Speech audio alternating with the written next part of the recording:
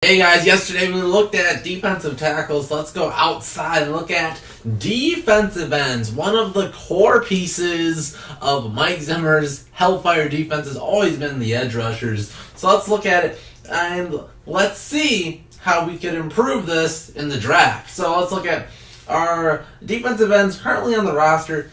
Danielle Hunter, absolute beast, should be an all-pro, potential Hall of Famer, just couldn't say enough about it. And then Everson Griffen, a question mark, but has all the potential to still be a fantastic Pro Bowl, even All-Pro-esque talent opposite of Hunter. You do forget that he was a year away from being a Defensive Player of the Year discussion.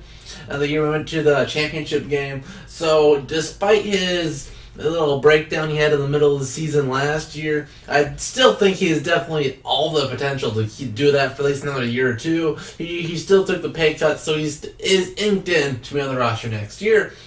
Stephen Weatherly came in for Everson last year, and really our defense didn't really lose a step. Yeah, we didn't really have the explosiveness that we love from Everson. We didn't have the leadership. But playmaker on the edge, Weatherly proved that he could be a Griffen replacement in the future. Another inked-in player for next year.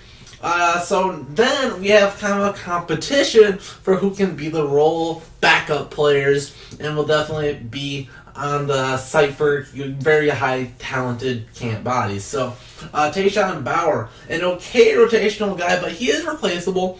He's shown flashes. I know he came from the same school as Danielle Hunter, same type of lack of production in school, same type of, well, we could develop him into a decent player, and we've kind of sort of seen that, but he's definitely been the underwhelming little brother to Stephen Weatherly.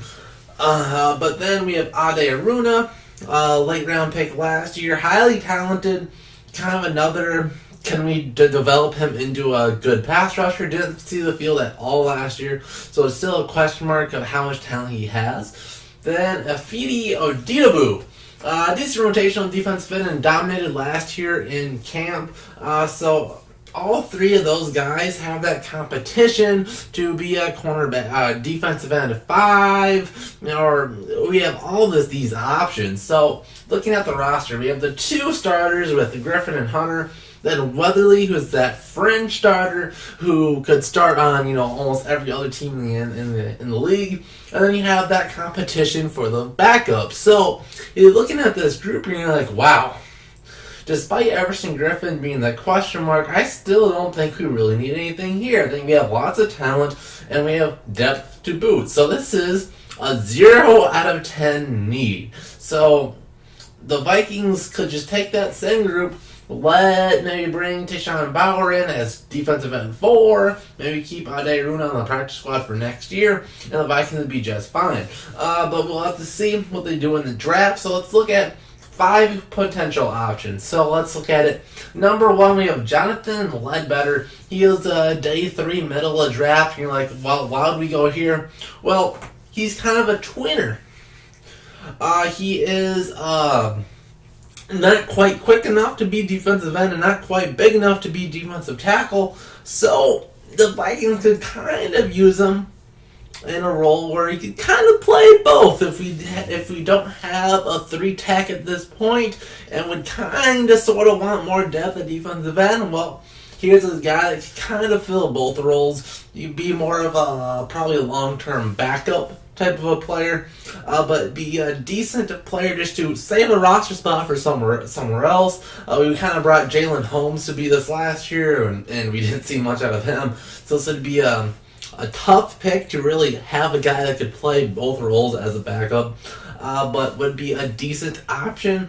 And so he'd be tough to find a spot, so I doubt he'd really start, but he has a really good motor and he's a very good tackler. But number 2, we have Charles Ominahu, and he'll be a late, kind of a day 3 pick, maybe slide into day 2. And he's lengthy and has a muscular frame, but needs to work on his pass rush mechanics. So let's look into our defensive line coach, Patterson. Let's get this guy in, and we could teach him a few things, and he could be kind of a long-term backup.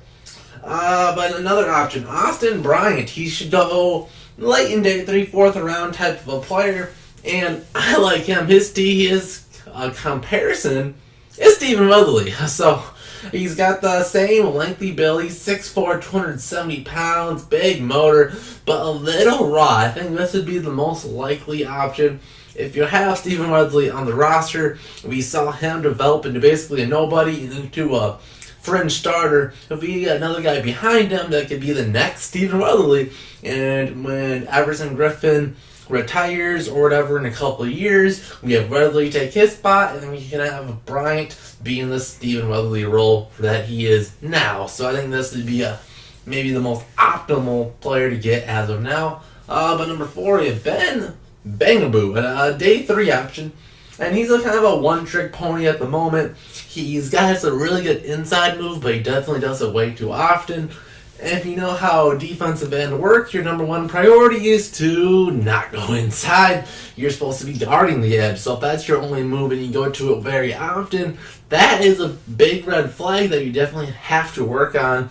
But he does have the good size and the athleticism that you would want to have in a defensive end. He's have to get the containment down so he can do the run responsibilities on the outside and not let those guys get outside of you and make plays off the edge. My last option, Max Crosby, another day 3 option, and he's a developmental defensive end with good size and length. But he needs to add strength to his frame and definitely get with Patterson to learn some of those fine-tuned mechanics. But those are my 5 options for defensive end. Like I said, I don't think we have a need for defensive end in this draft. We would be fine waiting a year, maybe give Oditabu and Aruna and Bauer one more chance in camp to see if whether or not one of those is going to be a mainstay as a backup. And then maybe look for defensive end next year. We still have our top 3, and that's all you really need. So give me your thoughts in the comments. Icon question of the day is, do you think we need a defensive end in this draft? So give me your thoughts, and we'll see you guys in the next JLC Vikings video. Tomorrow, we're moving into the second level. We're looking at linebackers. See you guys then.